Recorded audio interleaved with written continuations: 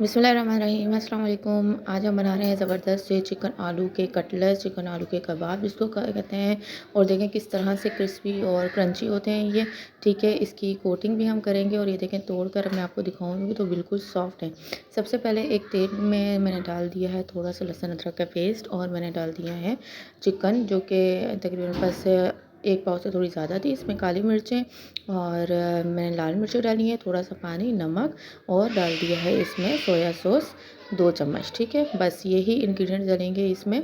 ठीक है, salt, soya sauce, काली मिर्चें और हरी मिर्चें और नमक बस। ठीक है, जब ये अच्छे से गल जाए चिकन तो हमने इसको अच्छे से 2-3 चम्मच करके भून लेंगे। इसके बाद बॉयल कर लेंगे हम आलू और उसको आलू मैंने तकरीबन आधा किलो ले लिया है और उसको अच्छे से मैश करेंगे। ठीक है, ये तकरीबन आधे किलो आलू से तकरीबन आपके 12 से 15 कबाब ईज़िली जो है आसानी से तैयार हो जाते हैं। ठीक है, ये देखें अच्छे से हमारे आलू मैश हो चुके हैं। उसके अंदर मैंने 5 अंडे बॉयल करके डाल दिए हैं। ठीक है, उसको मैंने कद्दूकश कर लिया था, उसके अंदर हरा धनिया डाला और जो हमारी चिकन थी उसको मैंने शर्ट कर दिया था और उसको रेशा करके मैंने कर लिया था इसको मिक्स। अब मैंने काली मिर्चें और नमक जो है इसमें डाल दिया है दोबारा से, क्योंकि आलू होगा और जो हो गया अंडा होगा और चिकन, इसमें मसाले कम ना हो जाएं तो आप थोड़ा सा ऐड कर सकते हैं। ठीक है, अच्छे से हमने इसको मिक्स कर लिया है थाल में लेकर मैंने। ठीक है, और इस तरह से हमने ब्रेड क्रम्स मैंने रेडीमेड लिए और ब्रेड क्रम्स आपने जो है घर में बनाने की मैंने तरकीब भी बताई है, उस तरकीब से भी आप बना ले सकते हैं। ठीक है, थोड़ा थोड़ा सा आपने बैटर लेना है कबाब का और अच्छे से हमने जो है इसके टिक्की बना लेनी है इस तरह से। और अब जो है ये हमारी परफेक्ट सी टिक्की बन जाएगी कबाब की और इस तरह से हमने शेप दे देनी है। ठीक है, ये देखें कितनी ज़बरदस्ती हमारी टिक्कियाँ बन गई है, आलू के कबाब बन गए हैं। ठीक है, अब इसको हमने कर लेना है पहले अंडे में डिप। ये देखें इस तरह से पहले आप लोग अंडे में डिप कर लें और इसके बाद करना है ब्रेड क्रम्स में। ठीक है, इस तरह से आपने कर लेना है ब्रेड क्रम्स में अच्छे से। ठीक है, इस तरह से आपने सारे कबाब जो है रेडी कर लेना है अंडे में और ब्रेड क्रम्स की कोटिंग के साथ।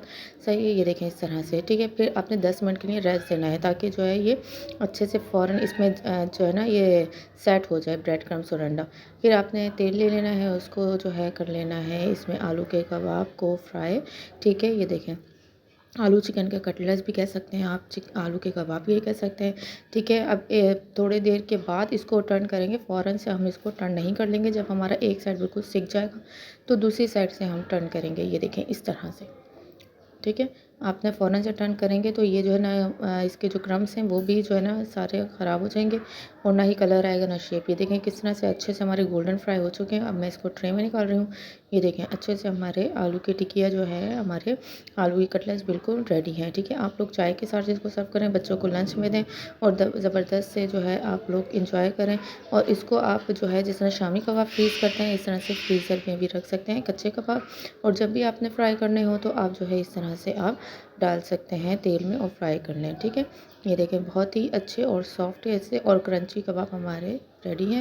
ये देखें ऊपर से क्रंची और अंदर से हमारे कितने सॉफ्ट कबाब हैं। चटनी केचप के साथ आप लोग जो है सर्व करें और जो है अपनी चाय के साथ इंजॉय करें। देखें इस और बच्चों का भी ये हर दिल का अज़ीज़ कबाब होते हैं, बच्चे भी इससे बहुत शौक़ से खाते हैं।